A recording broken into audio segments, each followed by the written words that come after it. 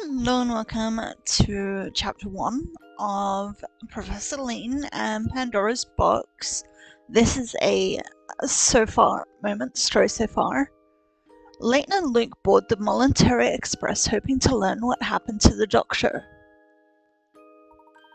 The extravagance of the train known as a cruise ship on rails astounds them. Surrounded by the luxury of the Military Express, the pair begin their investigation.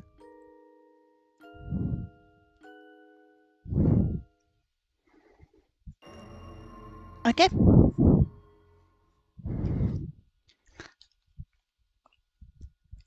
That's the start.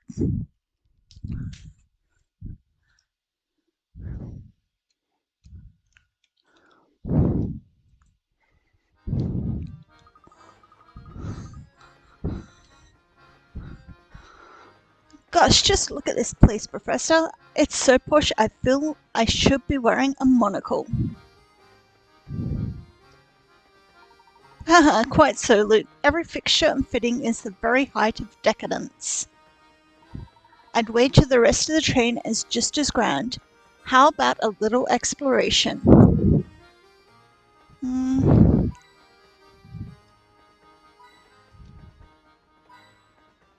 Alright, we got 3.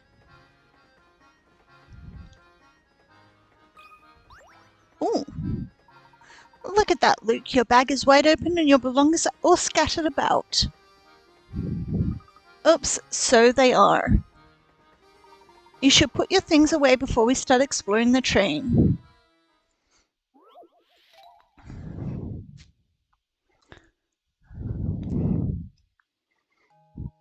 Luke's belongings are all over the place and need to be packed away in his trunk. Use the stylus to move objects into the trunk, making sure that none of them overlap. When everything has been placed neatly in the trunk, touch submit.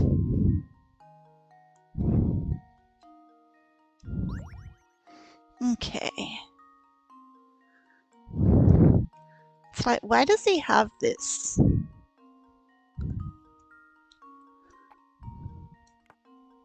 Oh, that would go like there kind of nicely. Maybe that.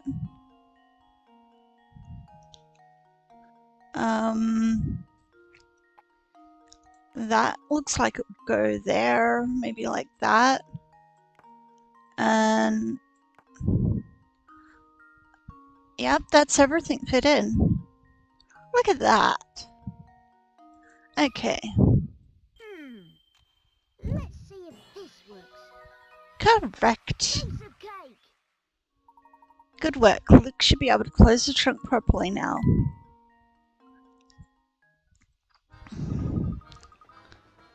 Phew. It was a tight squeeze, but everything's finally packed away. We were in rather a hurry, so I suppose you didn't really have time to pack properly. I do feel better with everything put away. Come on, Professor, let's do some exploring.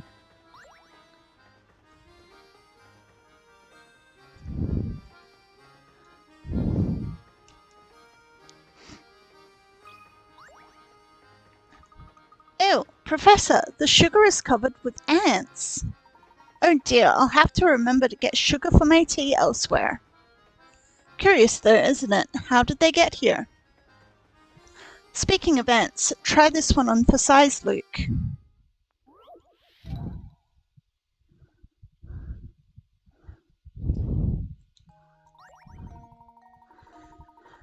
Busy ants work tirelessly carrying food back to their nest. One such ant was returning with food when she bumped into an acquaintance in front of the nest. What are you playing at? Didn't you notice that you took the longest path possible back to the nest? Think about where you're going next time. Knowing that the ant never traveled on the same path twice, can you trace the route the returning ant walked to get to her nest?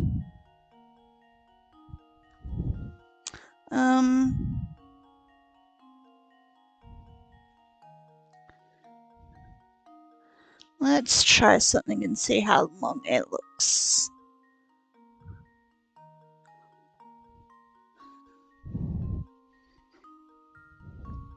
You know, that looks pretty long. I don't know if I could do any longer than that.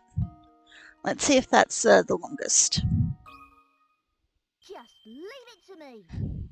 And that is correct. Piece of cake. That's right. Perhaps all the heavy lifting kept this little ant from thinking about her path home. If only she'd thought about where she was going, she could have saved herself a lot of walking. You've got it, my boy. While I'm no fan of ants in my sugar, you have to admire their craftiness and work ethic. Maybe it's because even the sugar in the Military Express is extra fancy. Haha, I'm sure those ants are genuine sugar connoisseurs.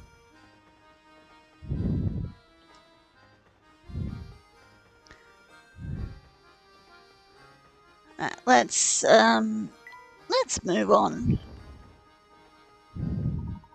Remember, Luke, we're here to find the illusion box, so don't get too sidetracked.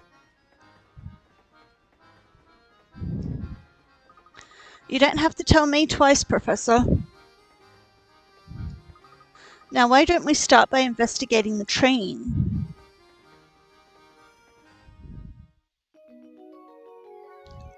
The Professor and Luke decide to explore the Military Express.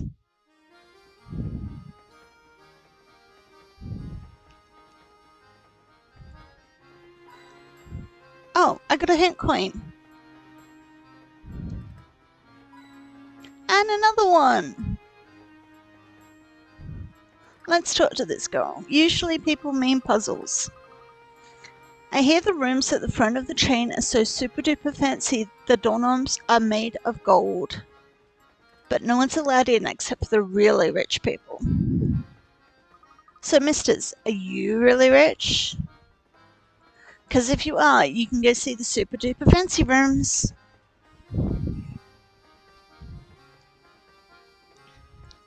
Super duper fancy rooms? That none but the extremely wealthy can enter?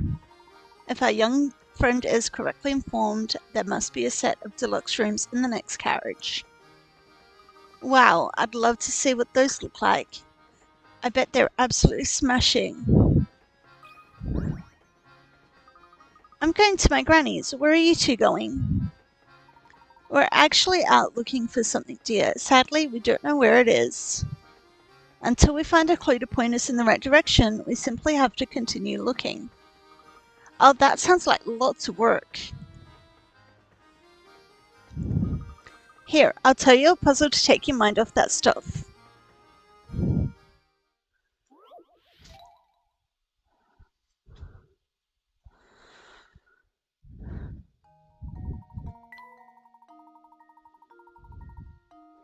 After trying to fold a strip of paper in half, you notice that one side of the folded strip is 1 centimeter longer than the other.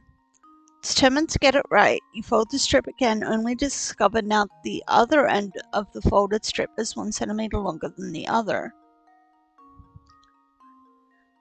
You've now made 2 fold creases in the strip. What is the distance in millimeters between these 2 creases?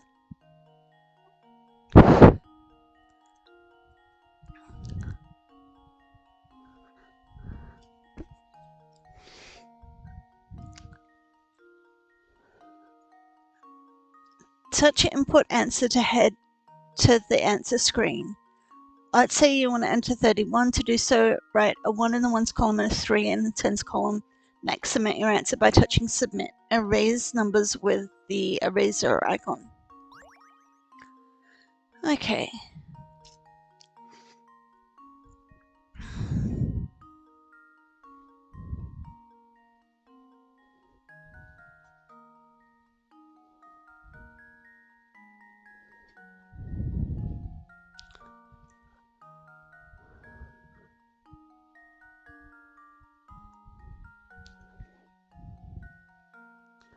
Okay, 1 centimeter longer than the other.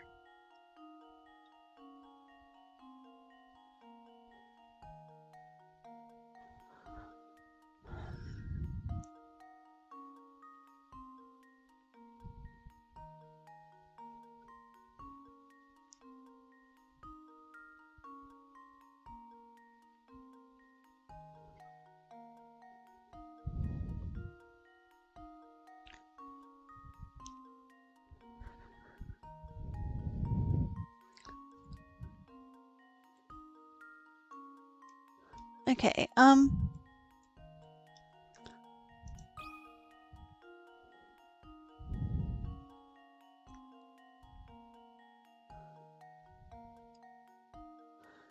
no.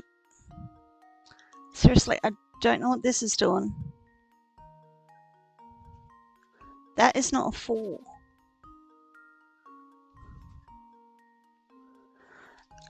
I don't know why it thinks that's an 8.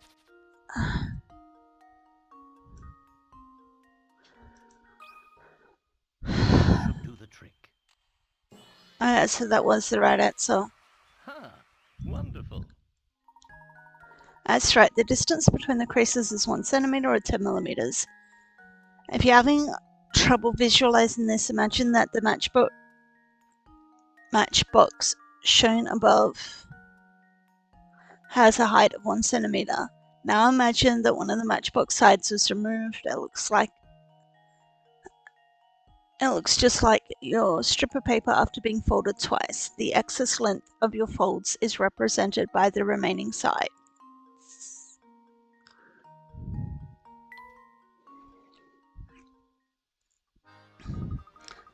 You got it. Wow, those hats you're wearing must be thinking caps or something. I hope you find whatever it is you're looking for, misters.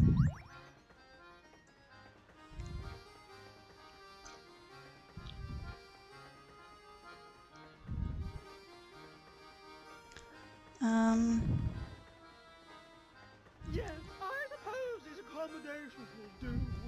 I do hope my darling boy will be pleased. I suppose. That reminds me, I believe it's dinner time for my sweet baby. I'm off to visit the dining car. Gosh, that woman was just the type I'd expect to see in the Military Express. Talk about rich and flashy. Quite, the train is full of many well-heeled patrons like the woman we just met. We must watch our deeds and words here. A formal setting demands formal matters, don't you think? Absolutely, Professor.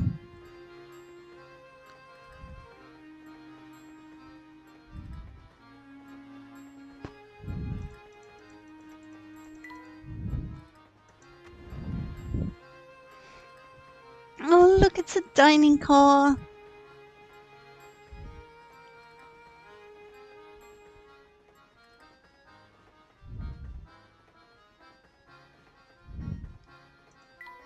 I wonder if we can try and go further this way. Oh, we can? I wonder what kind of luxuries there are in that carriage. Hold it right there, man. Sammy Thunder says entrance to this carriage is for VIPs only, capiche? Now, I know you'd like to sneak a peek, but the whole carriage has been booked, so that's a no-go. And people who reserve rooms in this carriage must be super rich mega tycoons. Indeed, I wonder what it must be like to have that much space to yourself on a train of this caliber. Well, for now I suppose you'll just have to keep wondering, hey, Professor? Yes, quite.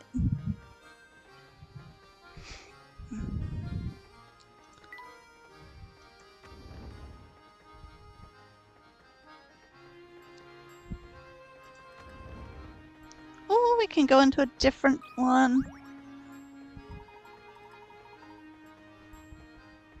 Just look at the craftsmanship on this picture, Luke. I'm almost certain it was handmade. Who knew that something as ordinary as a picture could be so fancy? What could be more relaxing than sitting in your suite with a cold beverage and watching the sunset? Not everything that's served in pictures is good to drink, however. Look at this puzzle, for example. I'm ready for it, Professor. 23. Two men, known here as 1 and 2, are playing a strange game. First, both men put their empty pitchers on the table. Next, a judge brings a pitcher filled with vinegar and places it in either spot A or spot B. Then the judge then starts shifting the vinegar from one pitcher to any adjacent pitcher over and over. After moving the liquid 55 times, the owner of the vinegar-filled pitcher must down it in one. Ugh. If you were the judge and secretly wanted two to drink the vinegar, would you place the pitcher down in spot A or spot B?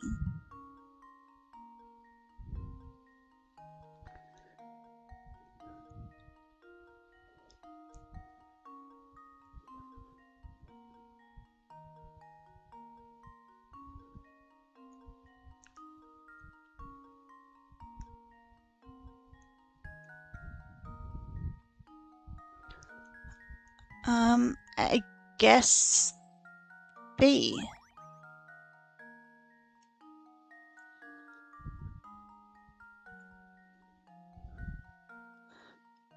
Do I have to place it? Just leave it to me. Correct. Strikes again. Nicely done. The vinegar changes pitchers 55 times, which is an odd number of pours. Regardless of where you place your pitcher, whichever pitcher sits in the middle of the three will always contain the vinegar after an odd number of pours. Therefore, in order for man 2 to drink, the vinegar-filled pitcher must go in spot B, because doing so will put man 2's pitcher in the middle, thus guaranteeing vinegar ends up in his pitcher.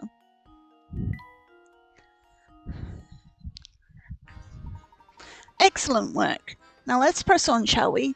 We mustn't stand around all day.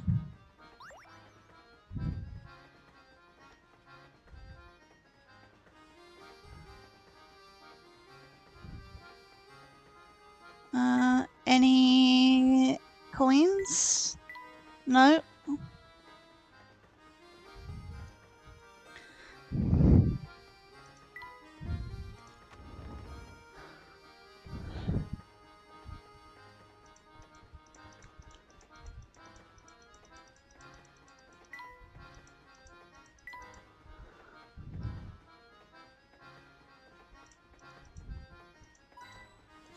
I got a hint coin. That's what I keep looking for, is hint coins.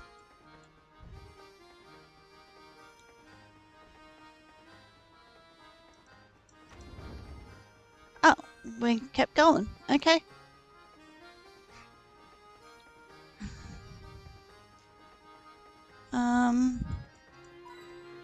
Got a hint coin. Let's talk to this guy. I'm dreadfully sorry, sir. I'm afraid all the seats in our fine establishment are taken right now. What a pity. Indeed it is, sir. But while you're waiting for a table, may I interest you in a puzzle?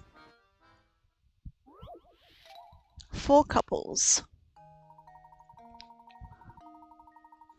4 couples sit in a crowded dining car. All diners are sitting next to or across from their partners. The Joneses are sitting by the aisle. The mustached Mr. O'Connor is sitting next to his wife. Mr. Lambert is sitting opposite his wife.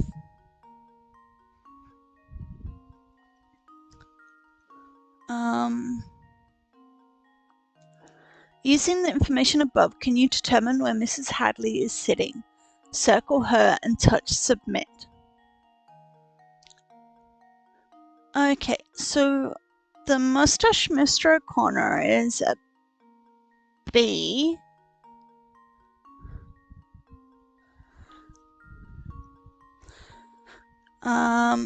And seeing how the two, C and F are both men, A must be Mrs. O'Connor, so it's not A or B.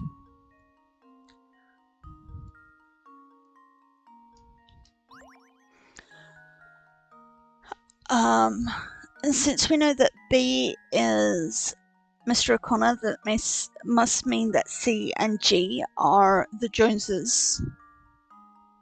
The unnamed, no, Mr. Lambert, I was going to say unnamed.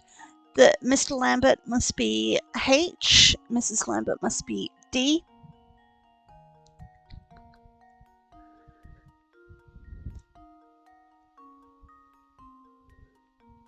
So it must be E.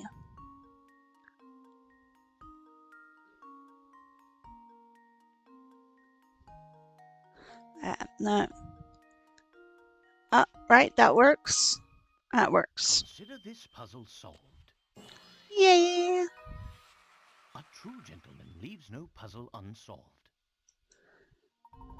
That's right. Mustached Mr. O'Connor is sitting next to his wife, so all the people on the left must be sitting next to their spouses. Mr. Lambert is sitting opposite his wife, so he must be sitting at the right-hand table. The Joneses are sitting by the aisle, so there must be C and G. That leaves E and F as the Hadleys.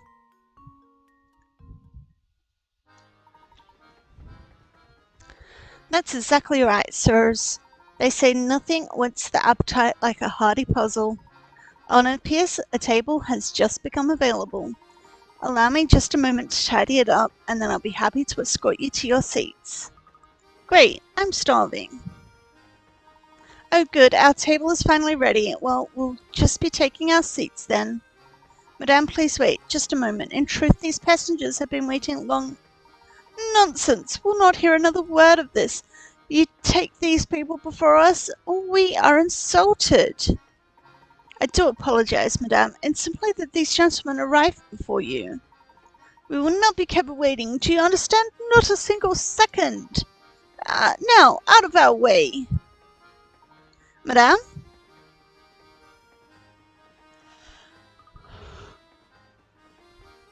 Talk about pushy. I do apologize, sirs. There's a lovely observation deck in the last carriage of the train. Please feel free to relax there for a few minutes while I prepare a new table for you. Maintaining one's composure while dealing with difficult customers is truly admirable. Come, Luke. Let's give him some breathing room. We'll take a look at the deck and return to the dining car later.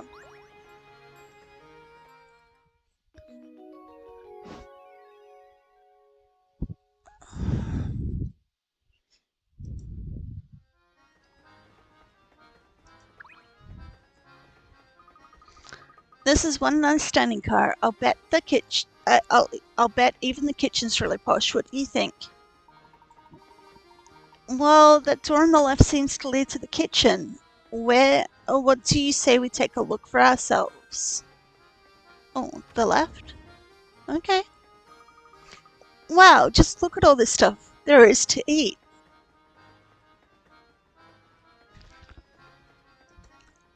Yes, it seems that the Military Express is a first-class operation right down to the kitchen. Oh, my passengers in the kitchen. I'm sorry, but we just can't have that. Those dirty clothes of yours probably violate all sorts of health regulations, you know. Why, I'll have you know there's nothing at all dirty about our clothes. Say what you like, short stuff, but that doesn't change the fact that I'm running a kitchen here. Did you stop to think about what could happen if yucky germs, outside germs, made it in here because of you? I see your point. Terribly sorry for the intrusion, and any worry we may have caused you, good sir. Oh, right, I'm sorry too, sir. Wait, what's that?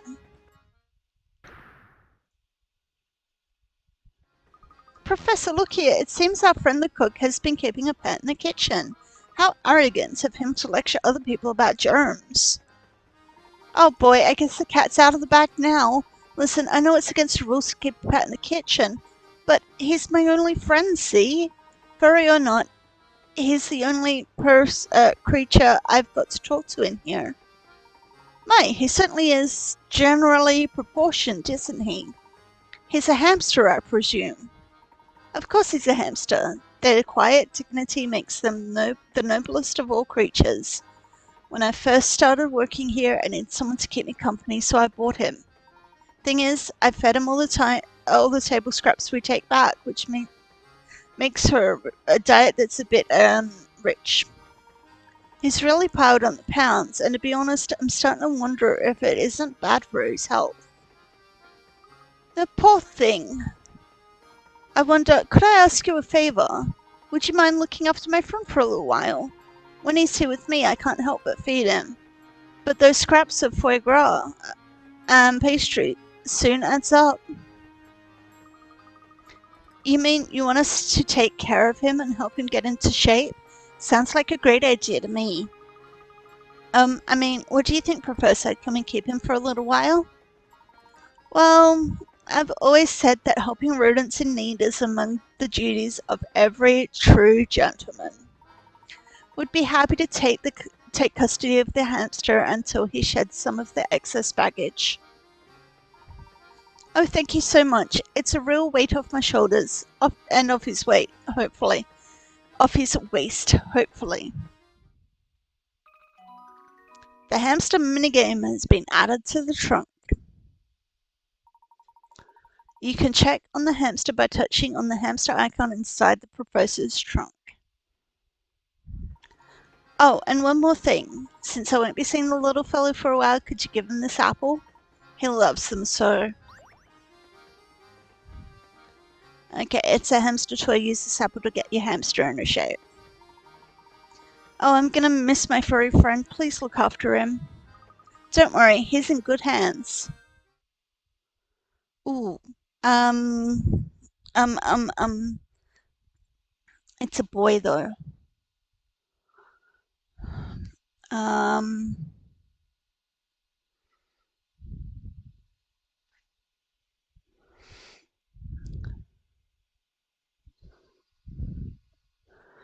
Let's name him Peanut.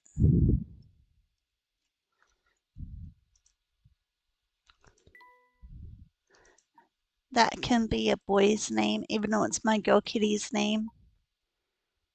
Peanut! Luke has named the portly hamster Peanut. Okay, little chap, from now on, anywhere I go, you'll go too. Squeak! Squeeze! Squeak! Haha, it appears that your way with animals has earned you a new friend, Luke. I think so too, Professor. Okay, so they ain't go down here.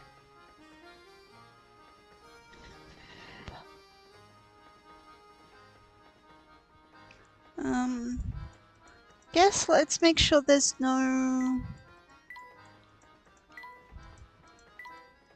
Okay, I'm not really seeing anything. Oh, I found a hint coin.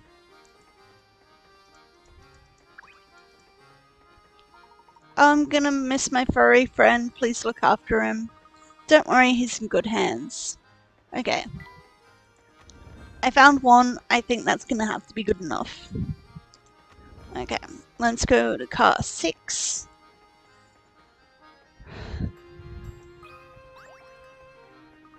Welcome aboard, sirs. May I interest you in a refreshing beverage or a scrumptious snack? Thank you, but I don't think we'll be needing any snacks right now. Of course you don't. And I put on my best smile for nothing. Most passengers eat in the dining car. It's so ritzy, I can't say I blame them. With competition like that, it's hard to sell so much as a cup of tea. I'm so bored. I've got a while until my shift finishes, so help me pass a little time on this puzzle, would you? Piles of pancakes. Here's a tasty puzzle for you. Can you move the pile of pancakes from the blue plate on the left to the red plate on the right? Wait though, it's not as easy as it sounds. You must follow these rules. You can only move one pancake at a time. You cannot place a pancake on top of another one that is smaller than itself. You can use the middle plate and move the pancakes as many times as you like. Yeah, fine. Okay, let's put that one there, that one there, that one there, that one there, that one there, that one there, that one there. 7. Just leave it to me. Layton's apprentice strikes again. Delicious. This puzzle is actually a variant of the famous Tower of Hanoi, a puzzle invented by a French mathematician all the way back in 1883. I love those kind of puzzles. Well, check out the Brin on you, kiddo. So listen, our next stop is in this stinky little 2-cow village called Dropstone, right? There's like nothing there. I wish we could stop somewhere more exciting for a change. But I guess it's working a job for you. Sometimes you have to deal with the crippling boredom.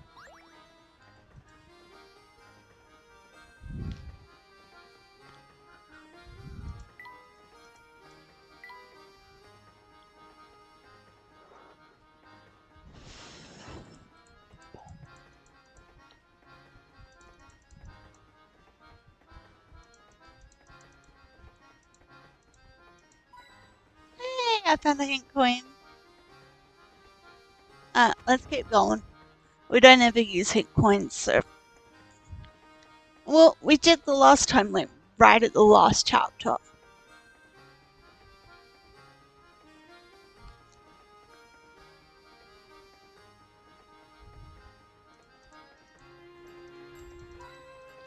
Oh, hint coins!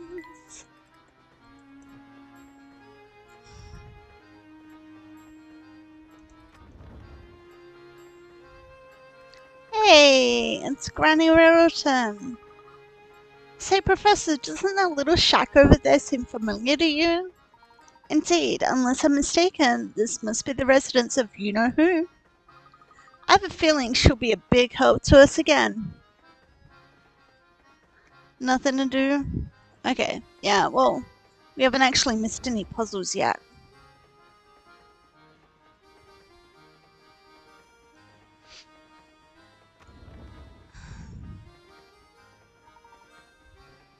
My, what a lovely deck. Wow, this is the best. The breeze feels great. Indeed, and the scenery is simply breathtaking. Look, Luke, you can see a lake over there. The sky is so blue, and just look at those trees fly by. Now that's what I call a view.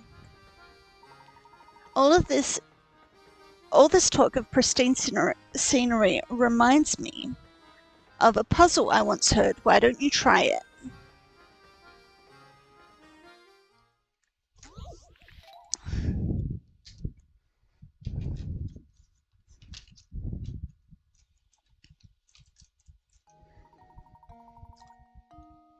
The forest below contains 4 different types of trees. Use the stylus to divide the forest into 4 sections, each containing 1 type of tree.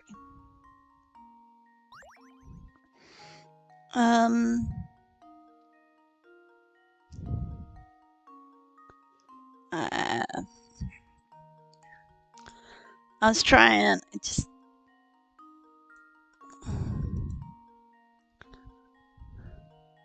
I'm trying to draw a line, it's just not letting me. Oh, there's one.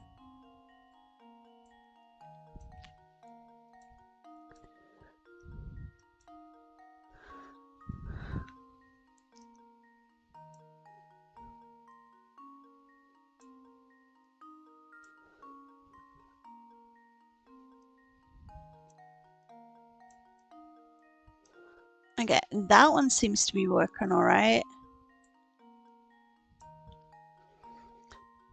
Fine.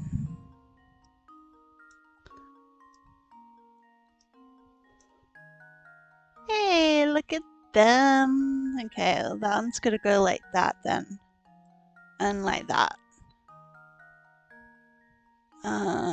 Yeah, different. Submit. Just leave it to me. Correct. Layton's apprentice strikes again. Very nice. Now take a moment to admire the gorgeous scenery. That's exactly it. Well done. Well, did you expect any less, Professor? Wow, it feels so nice out here. I almost forgot we're supposed to be searching for the Elysian box. I can't say I blame you, Luke, but that box led poor Andrew to his death. Come what may, I will solve this mystery. Of course.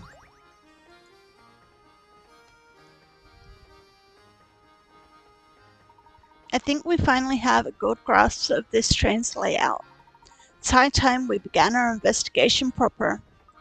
Okay, Professor, let's get to it.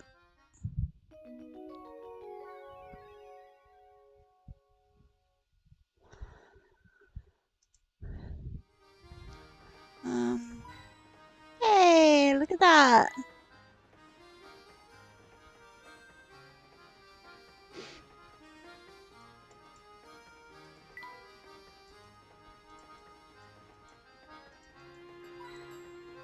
Ooh, what's this? Look at that. Someone's left some rubbish on the deck here. Some people have got no manners. Luke, a true gentleman cleans up after himself and others should the need arise. What do you say we take care of this mess? Ooh, that's a puzzle. Put that rubbish into the bin where it belongs. Move the blocks obstructing your path and slide the pile of rubbish into the bin at the bottom of the screen.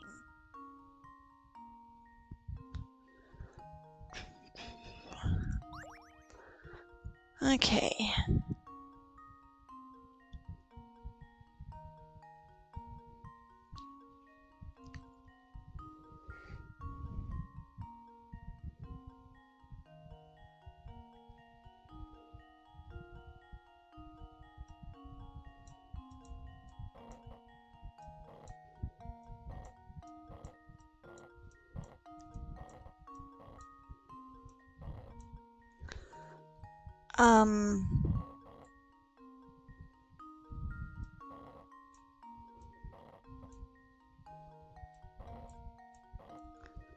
Alright, maybe not take that out yet. Maybe I should have. Okay, left that. No, but then that doesn't really work either, does it?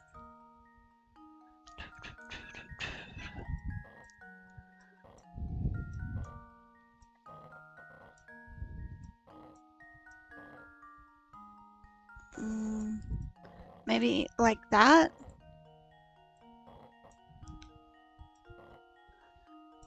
No, that's not really gonna work either, is it?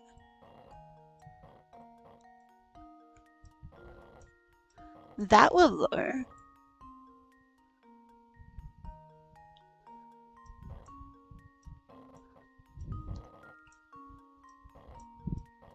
And then that, and that, and that, but we still need to get this one out.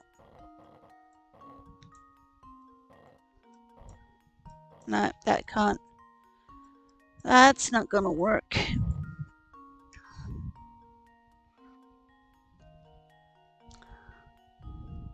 Okay, let's restart.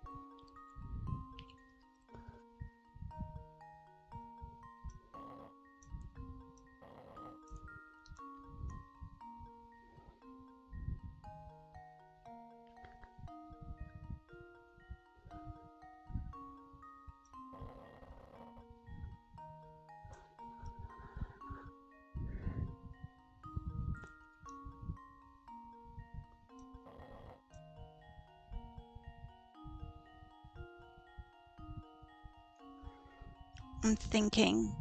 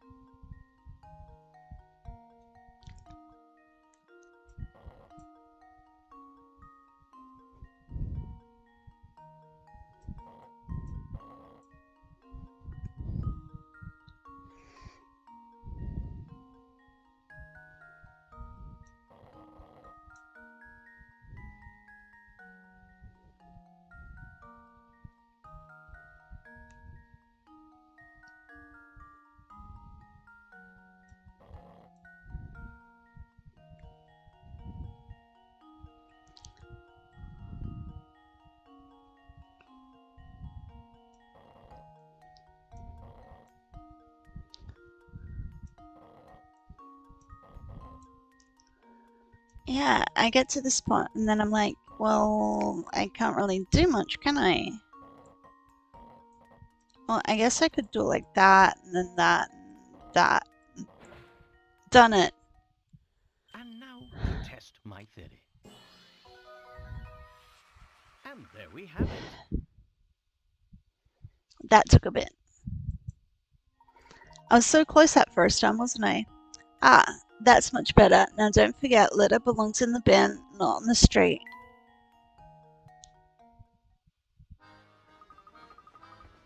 There.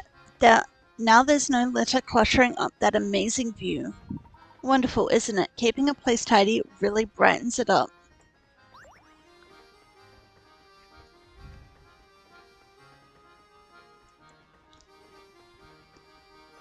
Okay, let's head back inside.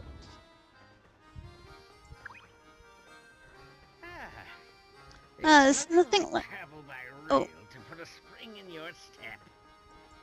I couldn't agree more. And there's no better way to do it than on a train as fine as yours, Mr. Beluga.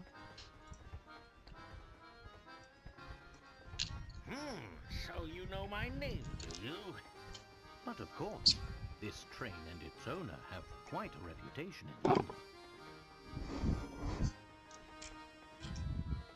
I've seen your face in the papers more than a few times. Oh, is that so now? I'm sorry, my friend, but I can't say I know you as well as you seem to know me.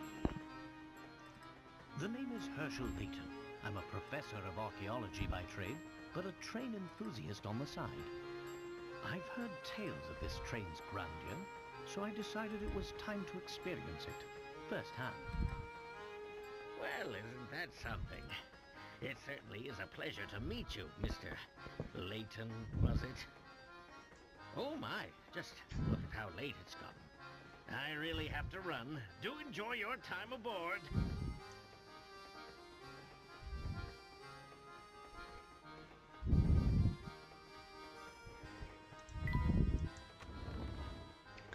Okay. Why don't we head back to the dining car, Luke? I've worked up quite an appetite.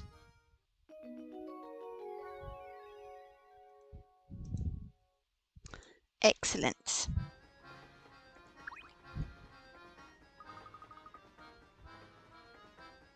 Gosh, I'm about to just keel over from boredom. Sure, the job pays well, but it's so slow it's painful. Just wanted to make sure she didn't have another puzzle for me. Welcome back, sirs. My deepest apologies for the long wait. Let me show you to your seats. Great, it's finally time to eat. My sentiments exactly. Wow, look at all these choices. It's enough to make my head spin. Oh, look over there. There's some sort of commotion going on. You call this haute cuisine? I call it slop.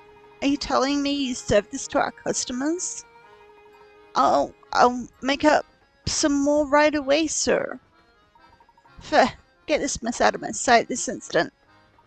But of course, I'm very sorry to have displeased you.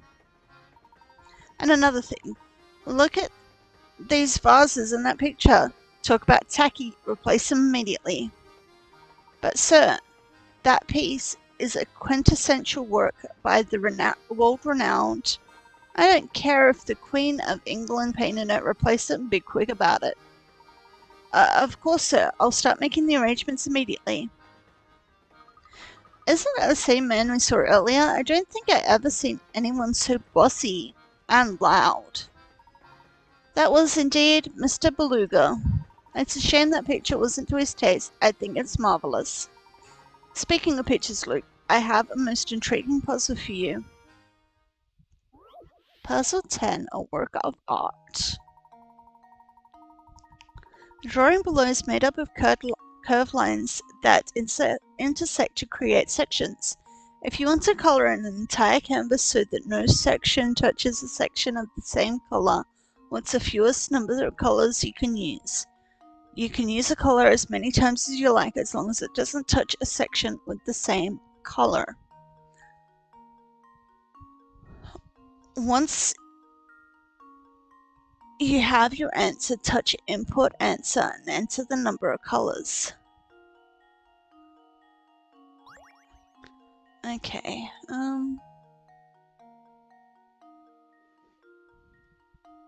this is looking like it could be 3. This bottom left hand corner, because it's got these two here, I'm pretty sure like the rest of it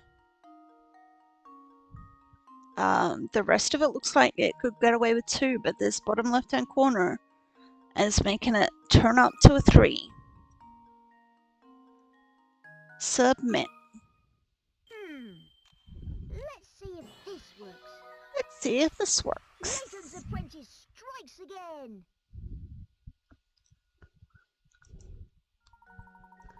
That's right, you'll need 3 colors to fill in the drawing. Most of the drawing can be done with 2 colors, but one pesky area in the bottom left corner requires a 3rd color to complete it.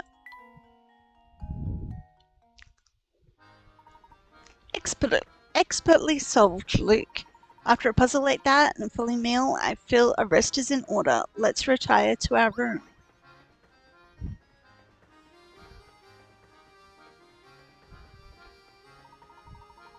Hello there, sorry to interrupt your game, but there's something important you should know. As you progress through the story, some puzzles will disappear from their original locations. These puzzles are then moved to Granny Riddleton's shack, where they can be solved at any time.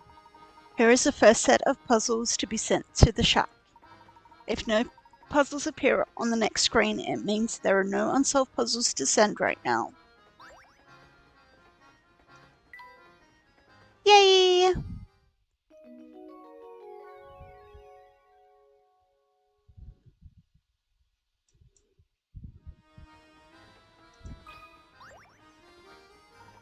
Thank you for your patronage, sirs. I hope our cuisine was to your liking. Yes, the menu was excellent in both its variety and execution. You honour us, sir. Professional waiters such as myself live for praise such as yours. Now then, shall I provide you with the bill? Oh, I do apologise, sirs, but I seem to have forgotten your order. Could you enlighten me? Oh, puzzles. Luke's big dinner.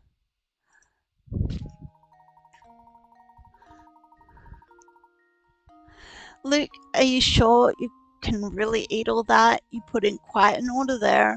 No problem, Professor. I'll clean my plate and still have room for more. It's no wonder the Professor is concerned, as Luke's order cost twice what his own did. Below you can see all the items the two ordered along with their prices. Touch the prices of the items that Luke ordered. Okay, well, Luke's like a 10-year-old kid, right? So I'm guessing straight up that he got this. This one looks like chips. And then he got a milkshake. I think Professor Layton got the tea. I also think that Professor Layton got the sandwiches and the salad. So if we go with... okay, it's 27, 35. That's 19. That would make it...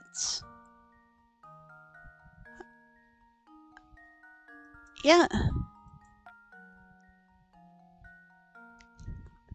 That would make it 40. 57.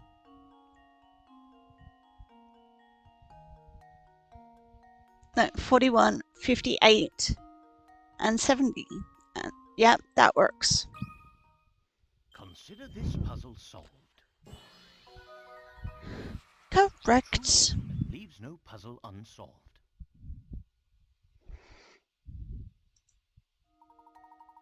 Good work. If you calculate the total bill, you'll see that the meal cost £105. Knowing the total, Luke must have ordered is $70 worth of food, the Professor $35 worth. Once you get those numbers, the rest is easy. Are you sure you didn't order too much? Nope. This slurp stew is great, and the steak is chomp delicious too. Steak.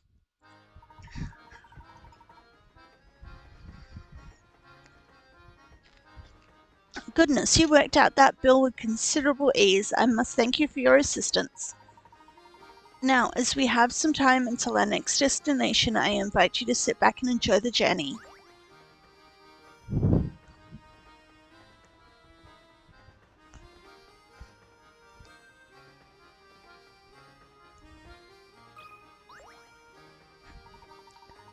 No doubt about it, the Military Express is the last word in luxury. Even the dishes are first rate. I'll say, look at this glass. Yes, the etching is quite impressive.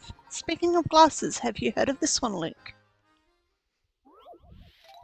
I was just looking for hint coins. But I love puzzles.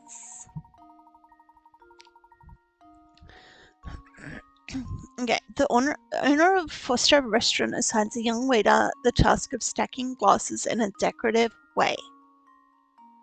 Eager to please, the waiter immediately draws 5 separate designs and shows them to the owner. The owner takes one glance at the designs and, with a look of irritation, turns to the boy and cries, "This design is preposterous. What were you thinking?" Which of the 5 designs is the owner talking about?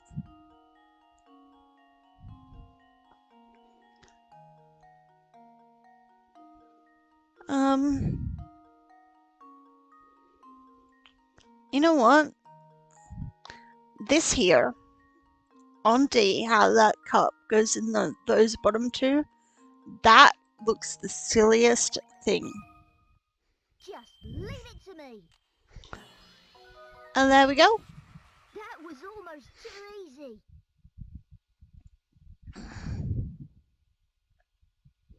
I mean, it works in 2D, but it wouldn't work in 3D. Exactly right. The restaurant owner was talking about sketch D. If you look closely, you can see that the first and second row of glasses couldn't possibly be arranged in the manner depicted. The simple 2D sketch didn't take into account the rim of the glass. Nicely done, Luke. Now shall we move away from the glass, shall we? It seems rather fragile.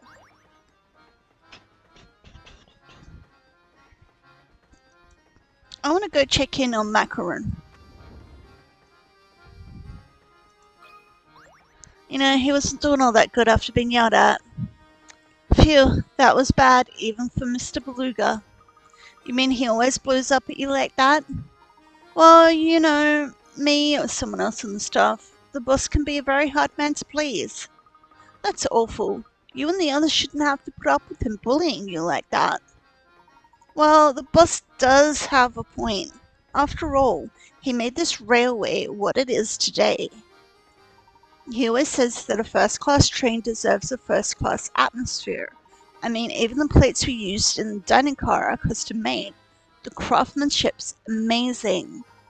Take a look at the fine detail on the bottom. Oh, another puzzle. We're just checking in on Macaron. The plate in front of you bears a mark made up of two equilateral triangles, one inside the other. Can you work out how many times bigger the large triangle is than the small one?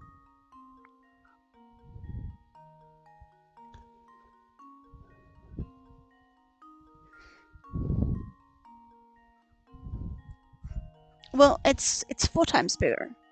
If we rotate that middle section so that the points lined up to the edges of the big triangle, it would show that each of the corners of the triangle are the same size as the center one, so that would make it 4.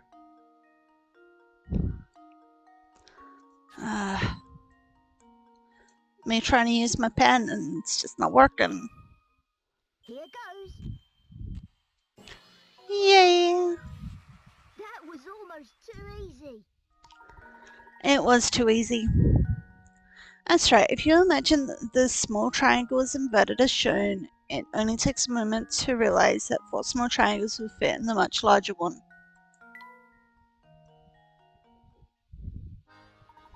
Gosh, you get an eye for this kind of thing. Nice as they are, I'm sure Mr. Beluga will find a reason to complain about these plates too. I wouldn't be surprised. I suppose rich people can just afford to be picky.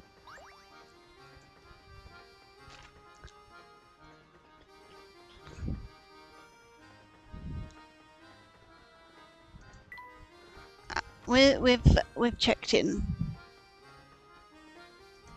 Let's keep going. Now what do we have here?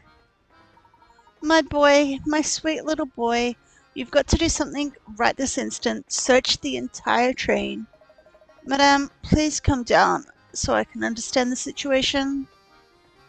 Oh, Inspector Chummy, I had no idea you were on board. Well, well, if it isn't Mr. Layton, what are the chances, eh? Well, enough small talk. I have other matters to attend to, namely a missing child. It seems this woman's child has gone off somewhere. I don't suppose you've seen him around? No, I don't believe I've seen any young boys. My little boy wandered off and he hasn't returned yet. I'm simply at my wit's end worrying about him. Gentlemen, I demand you drop whatever it is you're doing and help me find my boy. She's been going on like this from the moment I walked in. I understand your concern, madam. My assistant and I will be glad to aid in your search. We'll have the best chance of recovering your son if we start searching immediately.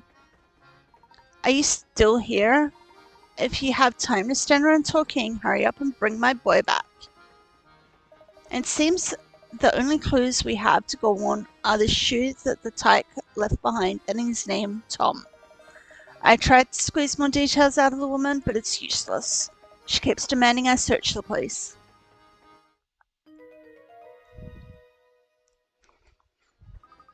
This is one of Tom's shoes. It's positively tiny, isn't it? Yes, I find it quite curious myself, Luke. Very puzzling indeed. I didn't think children with feet that size could even walk. Indeed.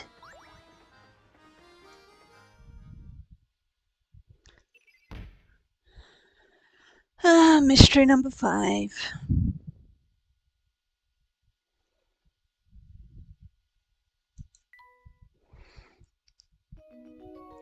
And Professor and Luke decide to help search for Tom, Babette's little boy.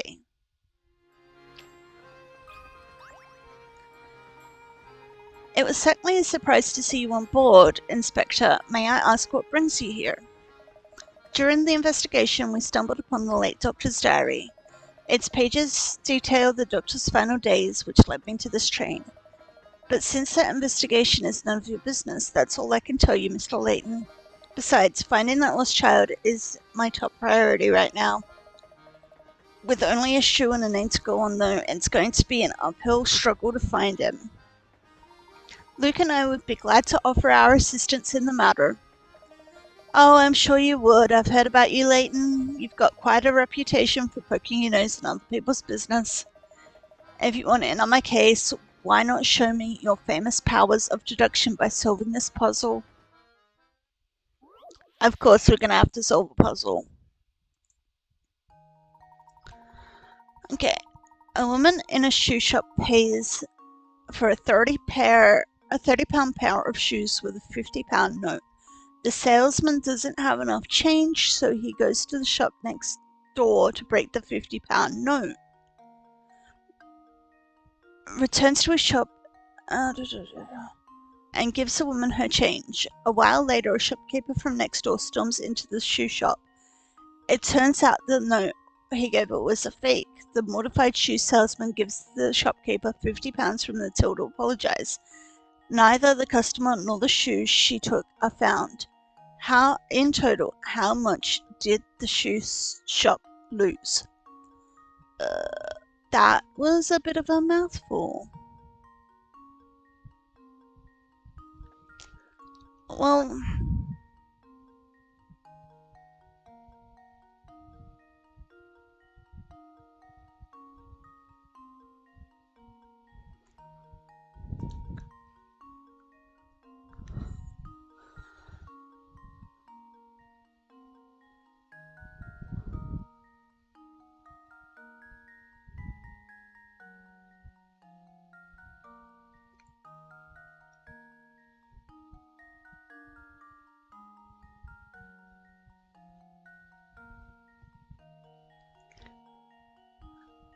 okay, so she hands a $50 note, goes next door.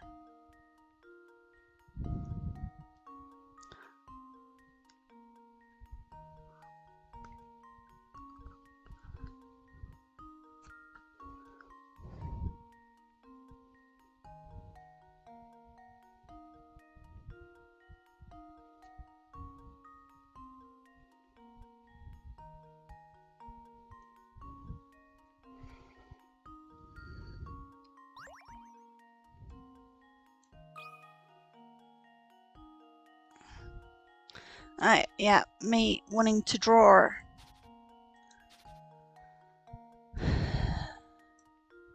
With my actual pen. This should do the trick. And there we have it. There we have it. Well done. The shoes the customer made off with cost $30, and the change the salesman gave her cost him another $20, bringing his total losses to £50. The salesman received £50 of real money in exchange for the fake note from the shopkeeper next door, and then gave her £50 back when she discovered the note he gave her was fake.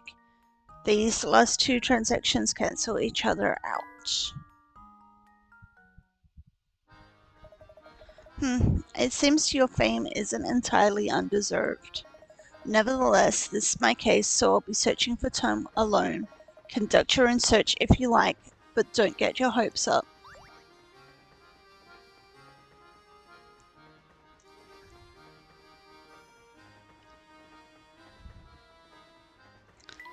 Let's keep moving. Ooh, another person. Excuse me, madame, have you seen a small boy running around here? He would be missing a shoe. No, I can't say that I have. There's no way I'd forget seeing a boy with only one shoe. I see. Well, thank you very... but while you're here on the topic of shoes, maybe you could help me out with a little predicament of my own. It's puzzle time. Here's a maze that's made up of shoes. Your task is to travel from the start point to the goal. You may only travel horizontally or vertically, one space at a time.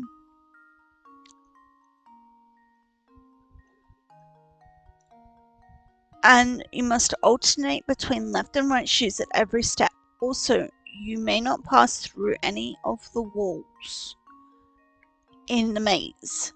Touch each space one at a time to highlight the path you would want to take. If you make a misstep, you can deselect that space by touching it again. Okay.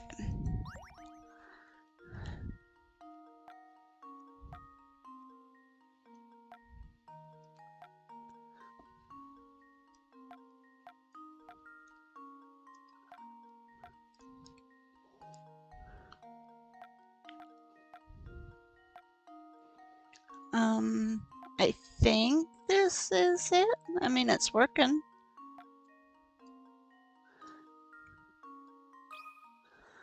And now to test my theory.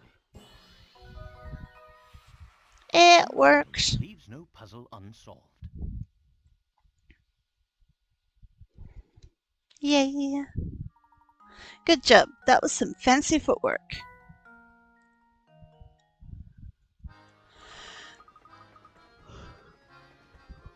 Well, blow me down. You got quite the brainy bunts underneath that hat.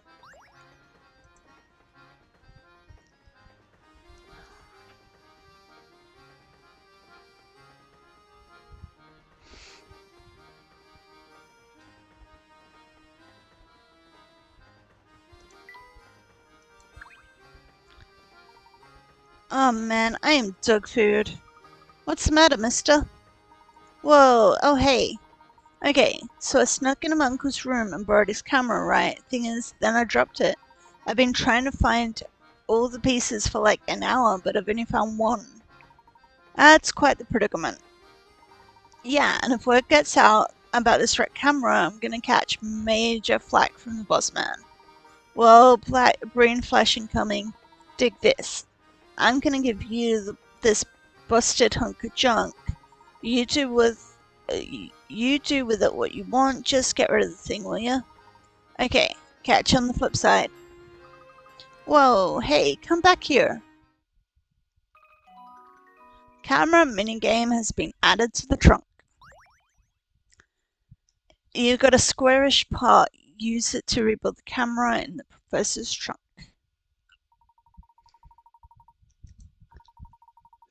Okay.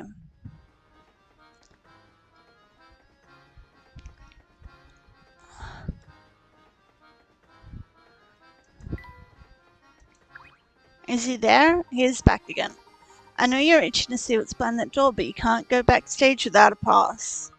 What if we just took a really quick peek? No, can do, little guy. You need a ticket to do that. I'll tell you what. Your pal Sammy Thunder has a puzzle that will take your mind off that door. Check it.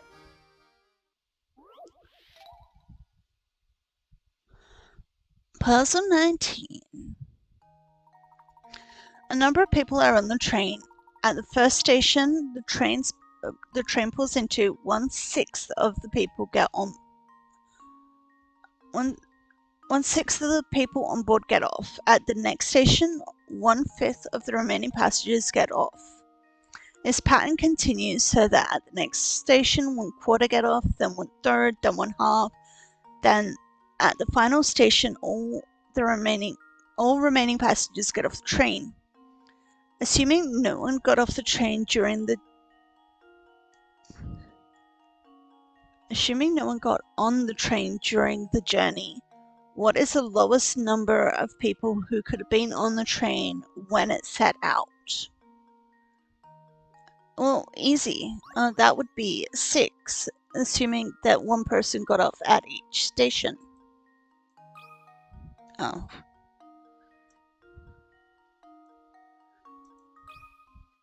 Easy. Layton's apprentice strikes again.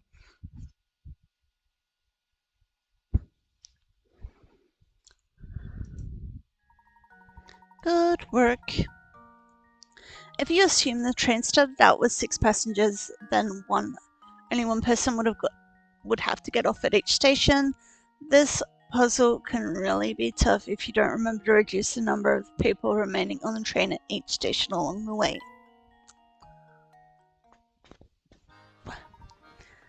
And that's how that one goes. Well, now the show's over, so move it, will ya? If the folks in there find other passengers hanging around outside their door, gonna get an earful.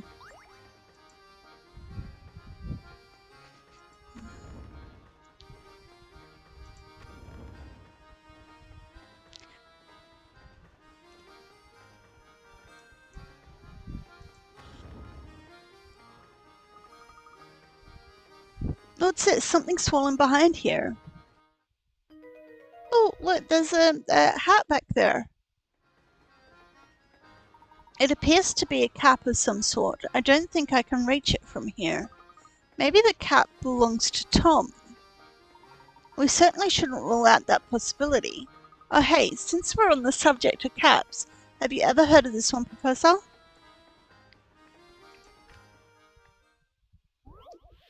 Puzzle 14, Red Caps.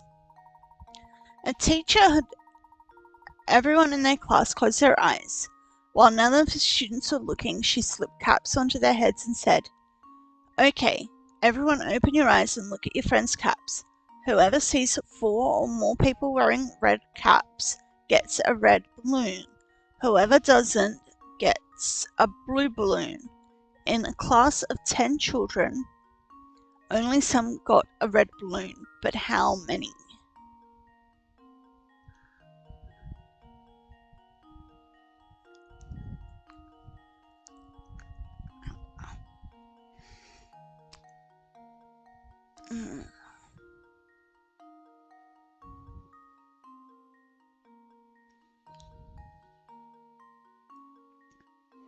Okay. Well, I'm guessing 4.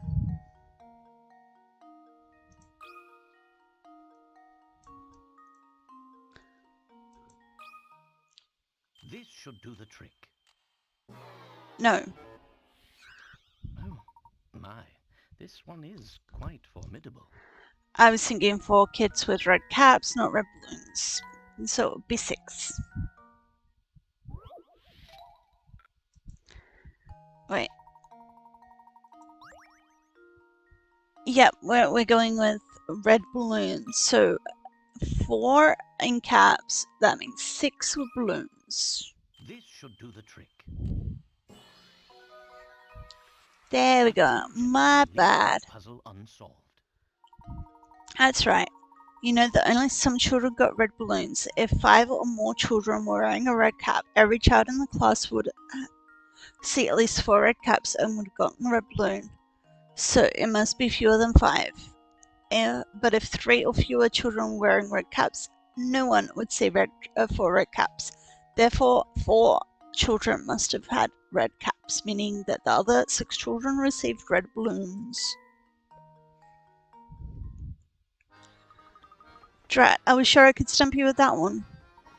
Better luck next time, Luke. For now, we'd better return to searching for that long-lost little boy.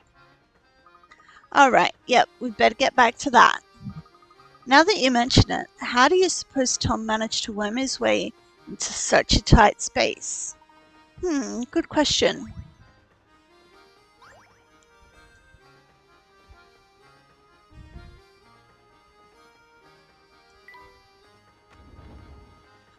Okay. I can't even remember what I was going in there for.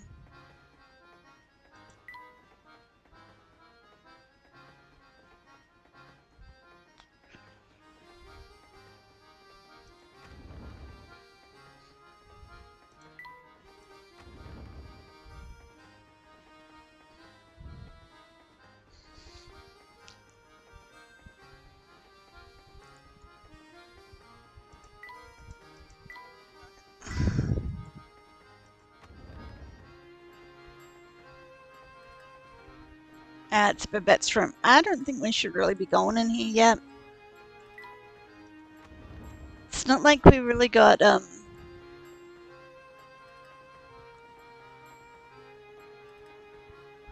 maybe we do have to head in. We should at least see if there's like hint coins and stuff. Wow, that flower vase looks like it cost a pretty penny. Lovely decorations really do wonders to a room, don't they? Doubly so in the case of flowers.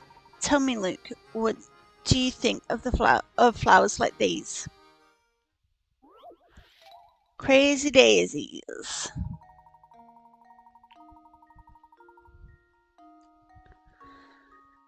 Now for something on the flowery side.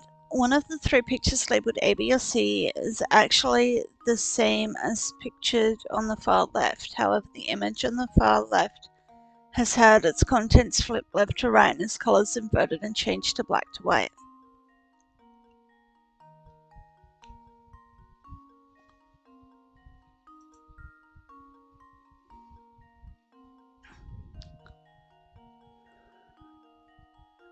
Of A, B, and C, which picture is the same as the black and white picture on the far left?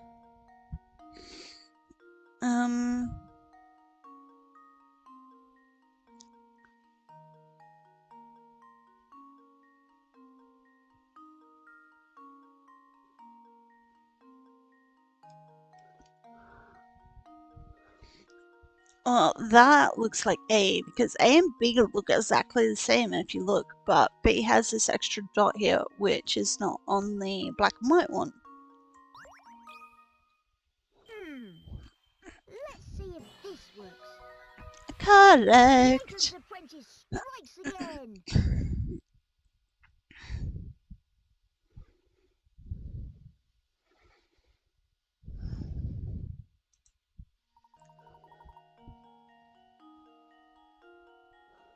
That's right, picture A is the same as the one on the far left. As shown above, pictures B and C have slight variations.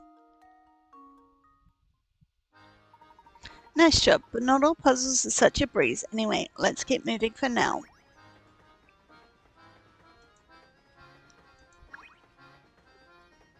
Wow, take a look at this, Professor. It's food scraps, if I'm not mistaken. Do you suppose Tom's wandered into the kitchen to grab something to eat? Well, it is possible, though if that's the case, the child certainly is lacking in the manners department. Yay, I got a hint going. Let's keep going.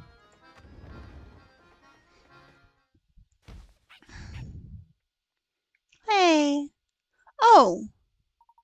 Is everything alright, miss? I'm fine, thank you. Excuse me. Say, did she seem familiar to you at all, Professor? Yes, now that you mention it, something about her did seem rather familiar, as you say.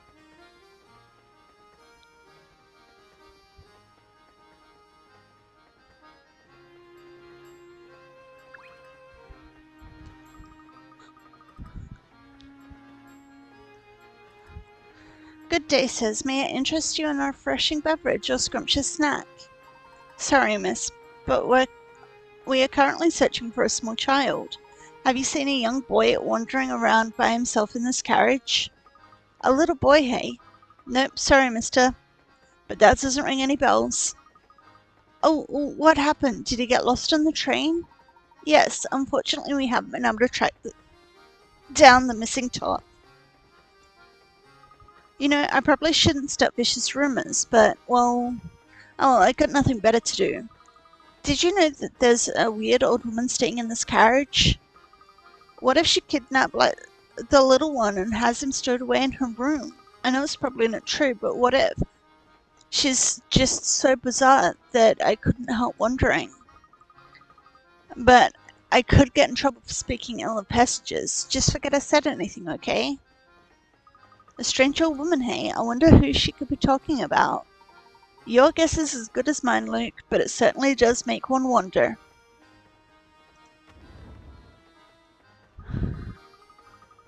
Granny Riddleton! Hey there, Sunny Boys! Ever get all knock-kneed and goosebumply from terrifyingly hard puzzles? Well, have no fear, the beautiful and clairvoyant Granny Riddleton stands before you ready to help. Just as I thought, who else could this tiny house belong to?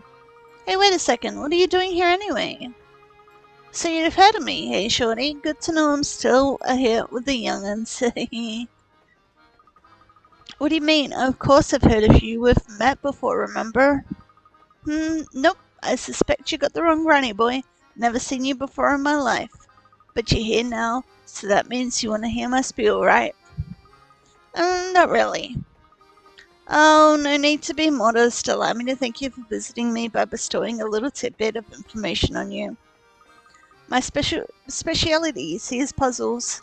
Puzzles people forget about. Puzzles people miss. Surely you birds have had a few of those, eh? No need to turn red. Happens to the best of puzzlers. What I do, you see, is I take those poor, lost little puzzles and invite them to come and stay with me. I imagine only puzzles you left behind have found their way into my shack as well. If you want to say hello. If the shack is empty, then you'll just have to get out there and find more puzzles. Why don't you take a peek inside to see what's there? There's nothing.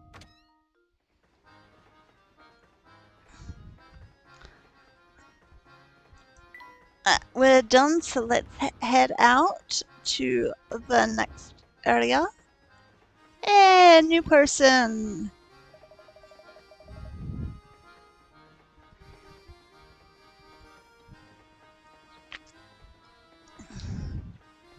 Oh, a passenger. Sorry, sir. Didn't mean to get in the way of you using the deck.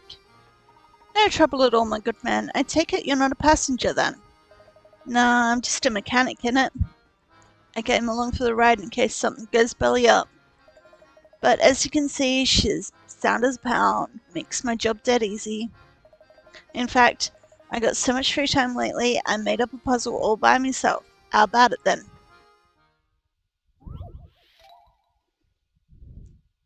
Surviving in the Wild. Puzzle 25.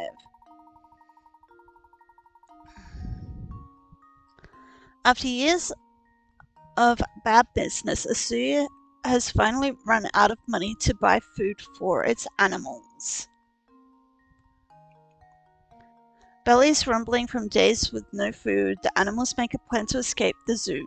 After prizing open the rusty bars in their cages, all the animals attempt to find their way through the maze-like paths of the zoo to the exit.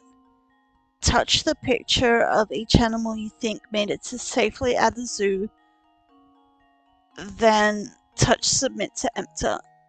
Answer. Just remember, animals show their true colors in the wild. Okay, well...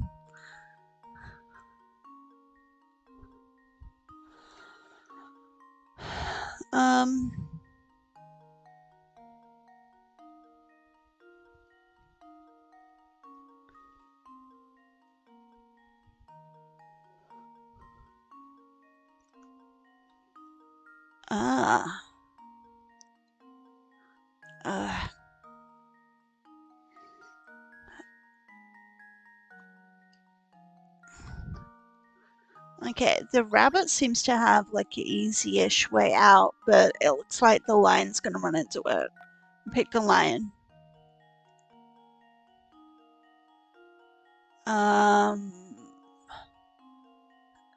The giraffe doesn't really have an easy way out of it. And the giraffe doesn't have a way out at all.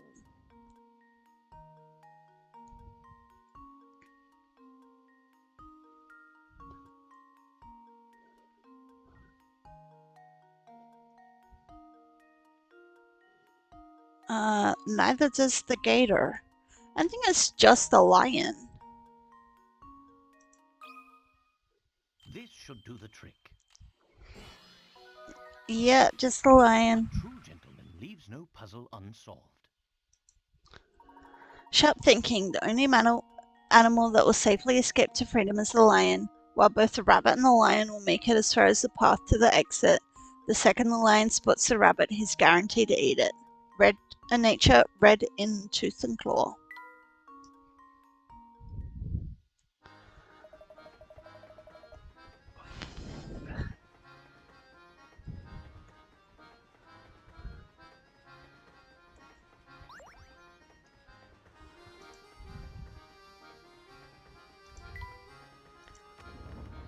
Let's head back.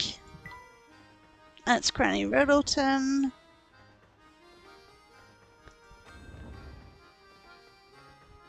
Yeah, that's Babette.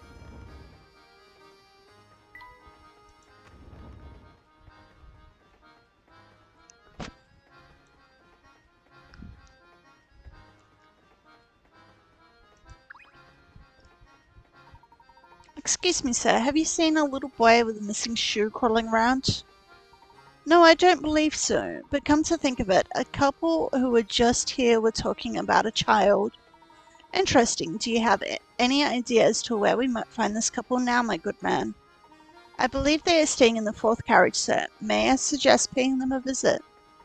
A wonderful suggestion. Thank you for your assistance. Come along now, Luke. Let's drop in on the couple in the fourth carriage.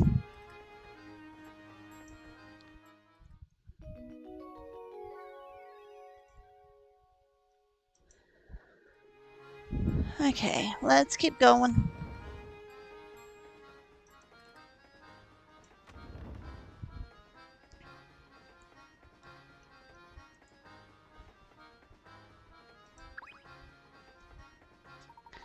Whoa there, young fellow. You're in the wrong room. My wife and I are staying here. We're dreadfully sorry to intrude, sir, but we're searching for a lost little one. Did you happen to see or hear anything pertaining to this? Oh, sweetie, I do believe they might be talking about that darling cutie pie that just passed by, remember? Oh, yes. He was a cute one. He was small and very clever looking, I'd say. So you did see Tom then? He's been missing a while now. I didn't know whether he was a girl or a boy, truth be told. Tom's a right nice name, though. Oh, pish posh, dear. I'll bet my best teapot that it was a girl who passed by our room. Yes, now that you mention it, I have a feeling that the scamp might have been a girl. But until you flip the thing on its back and get a good look at it, you can never be sure, can you? Now I'm all confuddled. I don't have the faintest idea who we're talking about anymore. What?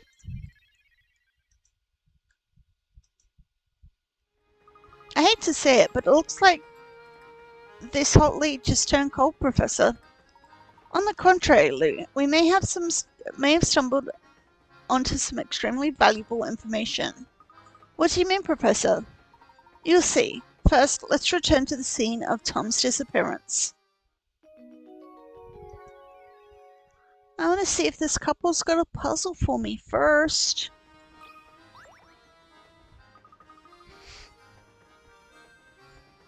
I'm sorry, I couldn't be of more help to you. It was nice talking to you. Let me give you a puzzle for the road. Pass it on. Puzzle 21. 8 people are playing a communication game. In this game, one player has to get their message across to 7 other people. It takes 1 minute to pass along the message, and each time the message is spoken, it can only have one recipient. Using these rules, what's the shortest amount of time required for the message to pass to all 7 other players?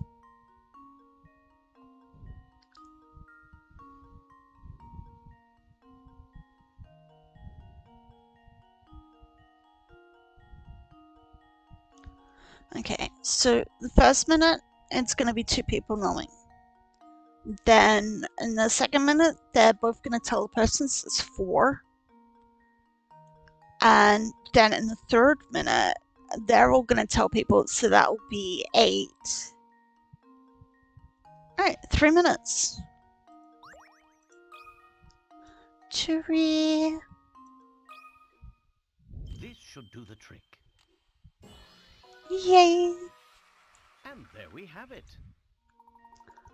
Very nice. If the original messenger spreads the word as shown above, the game can be completed in 3 minutes.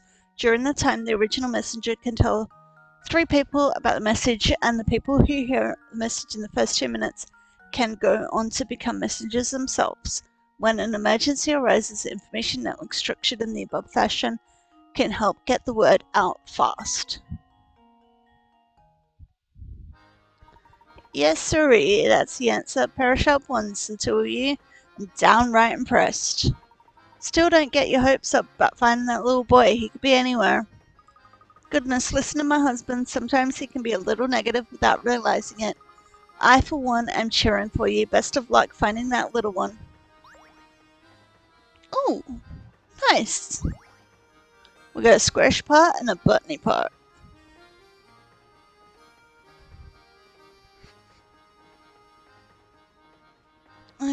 let's head out.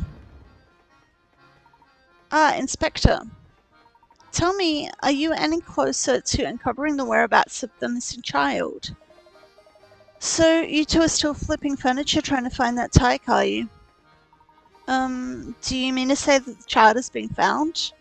No, not at all. What I'm saying is that the child is no longer on this train. I've asked everyone aboard, but no one gave me an answer that suggested they'd seen the lad.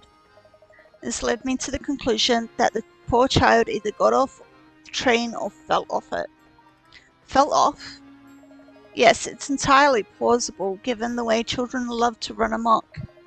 When you combine that with their oversized heads, you got yourself a recipe for disaster. I'll contact the railway police at the next station, so feel free to give up on your search. Just a moment, Inspector. The windows on this train are very high and every exit is manned. Given the situation, don't you think it's unlikely a child could have made it off the train unnoticed? Alright, I'll humor you.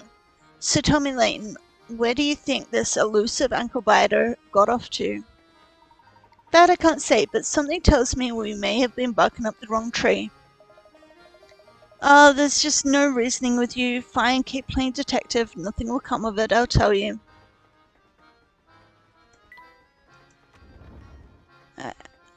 Where we heard about it.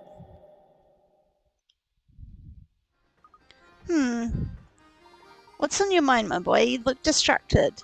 It's hard to put my finger on why, but I feel like someone has been watching us for a while. You too? I've been feeling that same sensation myself. Do you think that someone might be tailing us? It's certainly possible. Keep an eye out for anything unusual. Oh, another shoe.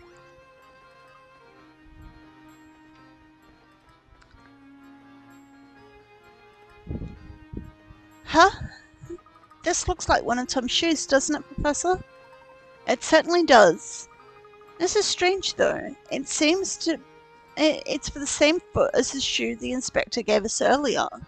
So it is. Aha!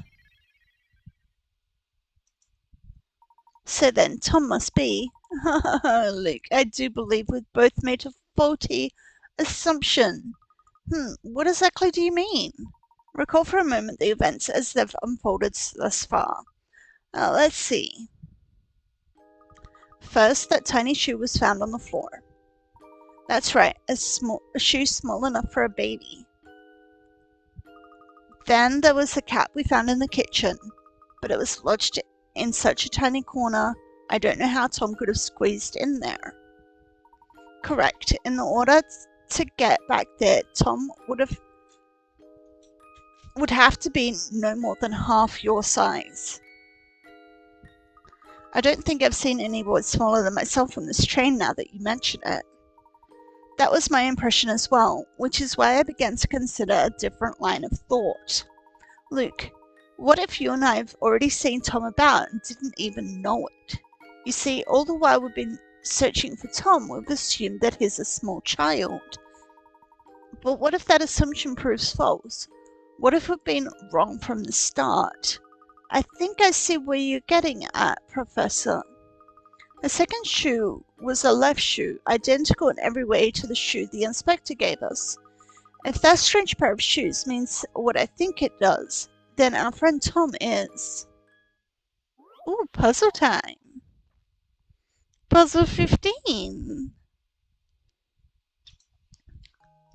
Professor Layton has a feeling that Tom may not be the kind of boy he assumed him to be.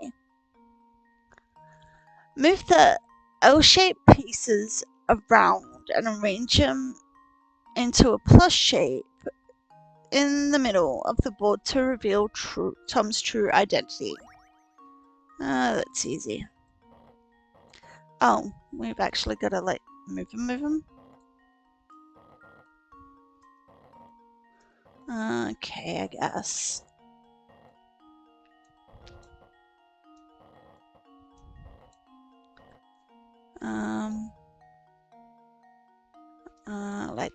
Like that.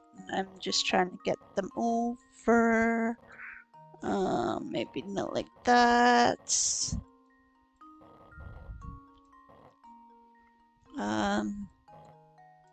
No, let's bring them up and that over and that.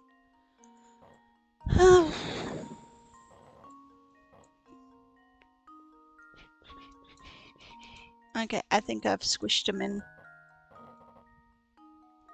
Okay, we'll put that one there. No. I mean, I will put that with that, but...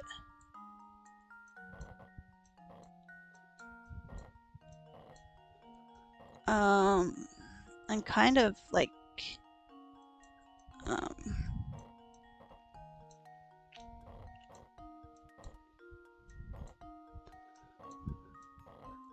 well, that for starters, but I kind of wish I could put one of them back there, but I can't. Okay,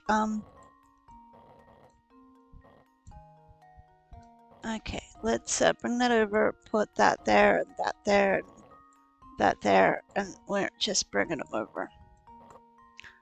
Look at that! Here goes. We did it! Cake. Bit of cake. Good work.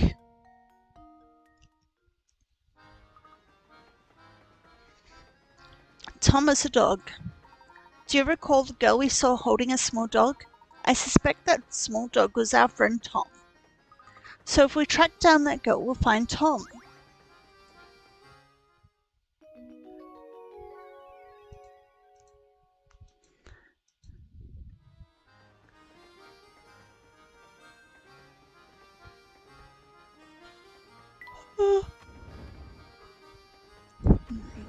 Let's see if we can't find Inspector Tommy.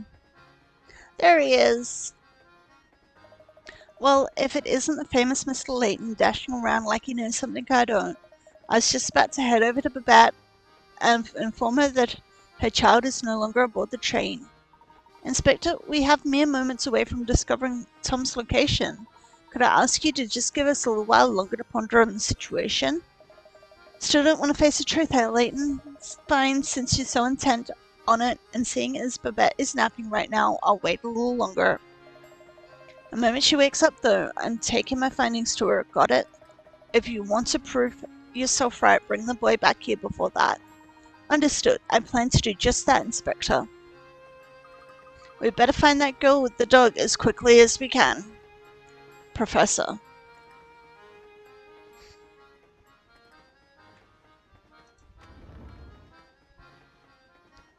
Oh, a new person. Look at that. You managed to solve at least 12 puzzles. I applaud you. Heartily. I can't see how I could dislike a couple of advent puzzle solvers like yourself. Let's be pals, eh? Oh, he's a puzzle solver, so does he get one? What about... No, this puzzle's gonna keep me up all night. Oh, sorry about that. Now, what's with you two? What can I do for you for? We're looking for a young lady with a small dog. Have you seen anyone fitting that description? Yes, I remember seeing someone like that pass by. I think she was heading to the back of the train. Thank you very much. We'll just be on our way. Now hold it right there, Top Hat. Now I see how it is. Good old grossly get all grousely to answer your question, then scoot off without a word. I told you what you wanted to know, so the way I see it, you should at least lend a man a hand. I'm terribly sorry, sir. I didn't realize you required our help. How may we be of service? A friend gave me this puzzle because I love art, but maybe you'll have better luck with it than I've had. Fancy giving it a go? Clouds and Sky, Puzzle 12.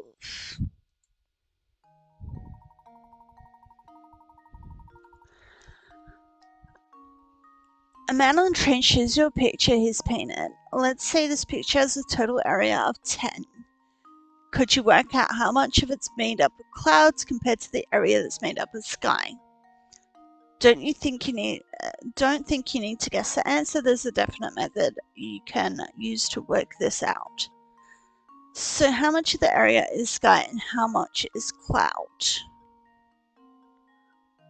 Okay, well, if we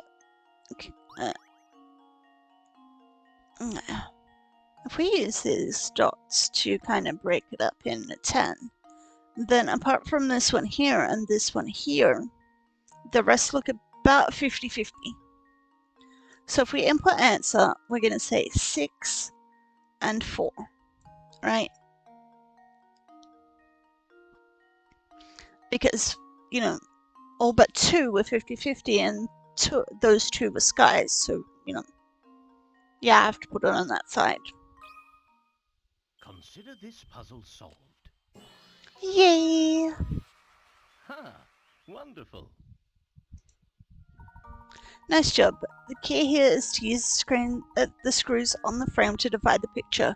Once you do that, it should be clear that B, F, C, I, D, G, E, H are all simply pairs of the same drawing, so the colors reversed. Alright. This means that in these 8 areas, there are 4 squares worth of each. The remaining 2 squares are A and J are completely blue, so it's total 6 of sky and 4 of cloud.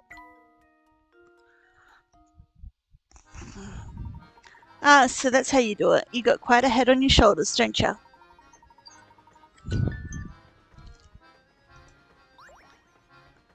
Okay, I missed that bit of text there.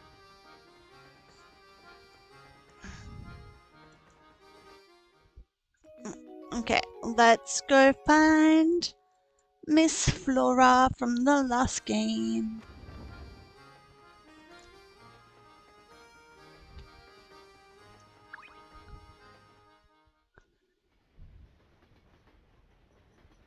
Excuse me.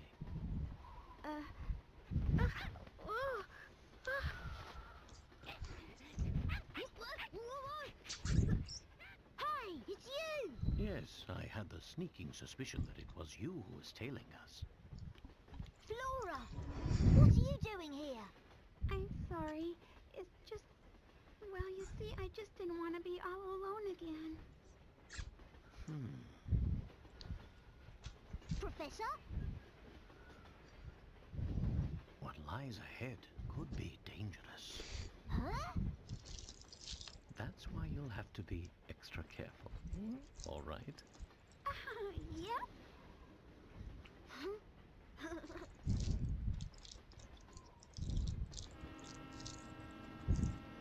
Aww.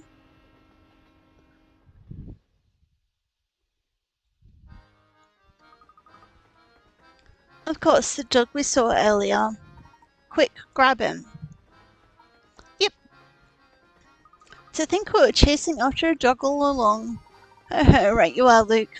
Now let's get him back to his owner. Do you mind if I tag along with you?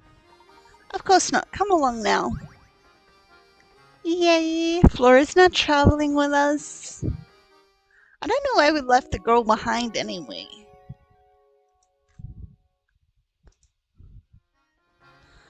Let's, we're gonna go back to number 6.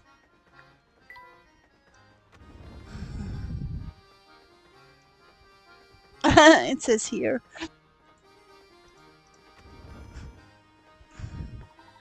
Oh, it's a miracle. You're right, my sweet little tummy wummy. I've missed you so much, my baby, my boy. Yep, yep. This is Tom. We were under the impression that we were searching for a boy, not a mutt with a fancy haircut. How dare you compare my darling Tommykins with some common street mongrel? Lost dogs are no matter for Scotland Yard. Next time he goes missing, bite him yourself.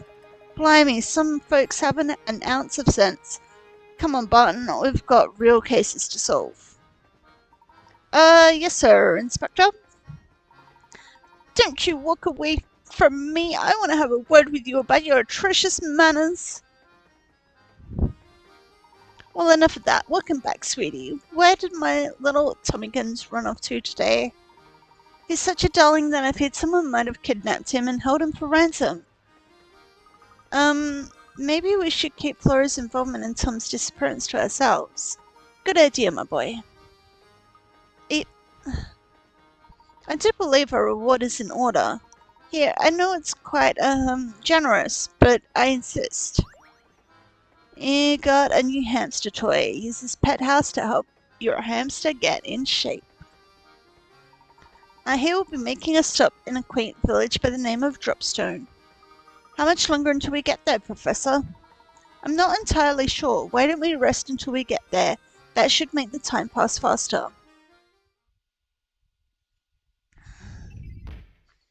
Yay, we solved one.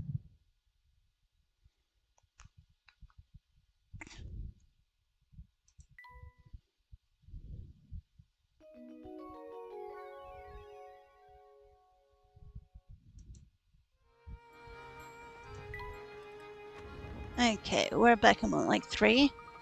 Say, Flora, where have you been hiding all this time? Well, until I found that little dog, I'd just been relaxing in my room. Really? You got your own room? Sure I do. It's the middle one in the 3rd carriage. Wow. You do know that's the room right next to ours, don't you? You were just a wall away from us and I never so much as suspected you were there. It would seem that my powers of observation are rather rusty. Eek! My word. Why has the train stopped? What's going on?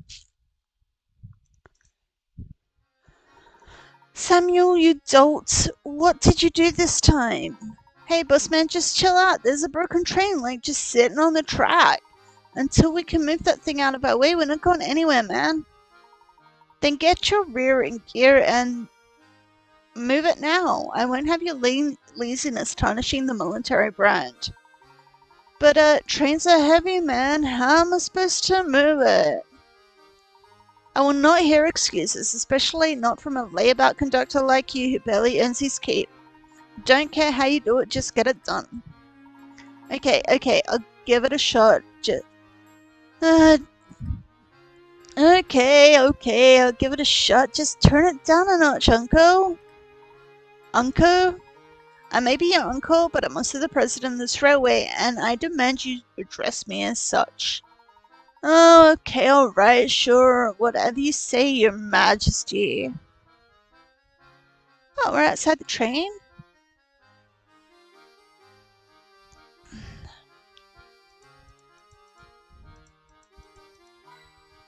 Yeah, we got a hang point.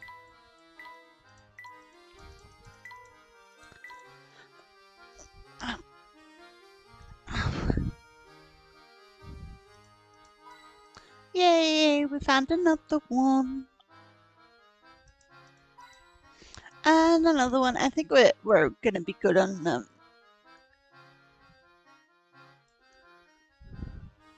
Let's talk to him. Bah, I'm too nice to that indolent, scruffy nephew of mine. All that last does is complain. Oh, okay. Oh, we can move up here. Nice. What seems to be the problem here? Oh, sorry, Mr. Passenger. See, this gigantic freight train parked on the tracks and it's blocking our way. Clearing the tracks is gonna take some time, so, sit back with something fizzy and wait. I see. Can I lend you a hand? For real? Oh, yeah, that'd be way helpful. You think you can find a way to move the train blocking the tracks so we can, like, get moving? Step aside now. We're not going anywhere until the train moves off the tracks.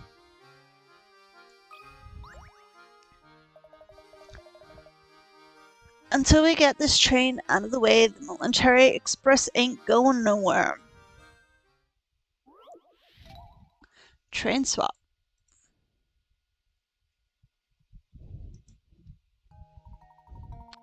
Swap the positions of the 2 trains along the tracks, move the carriages one at a time, and make sure that the numbers by the side of the track match the numbers on each carriage.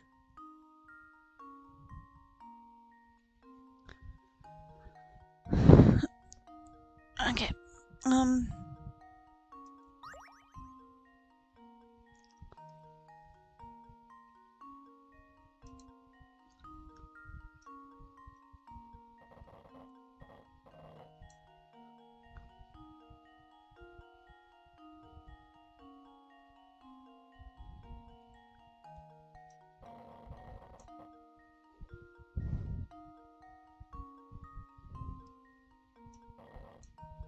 Okay, let's get that one sorted so it's going to go in the right way.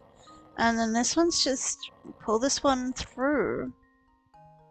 But it's going to be like 3, and then 4's going to have to go here, and then 1 here, and 4 there, and pull this one through. Like that. Then we can put 4 in. And now to test my theory. Yay! Ha! Wonderful. That's right. Now hurry back to the train, it's behind schedule as it is. Hopefully we should now be able to continue on our journey. Looks like we're good to go. Just give me a sec and we'll be up and running again.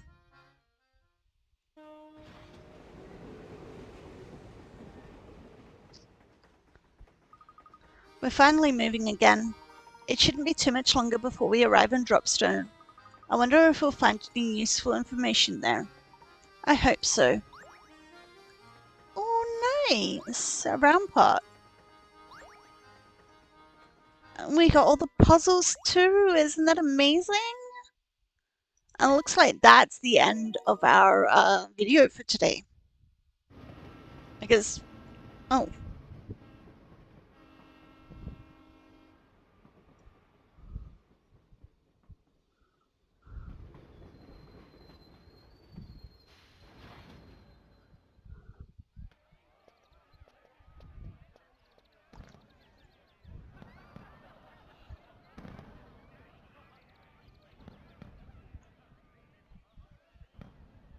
Wow, they're having a celebration. Okay, chapter 2. That is next week's video. So, if you made it this far and enjoyed the video, please hit the like and subscribe buttons. Feel free to leave a comment, as I do read each and every single one. I hope you're having a wonderful time zone wherever you are in the world, and I'll see you all in the next video. Bye!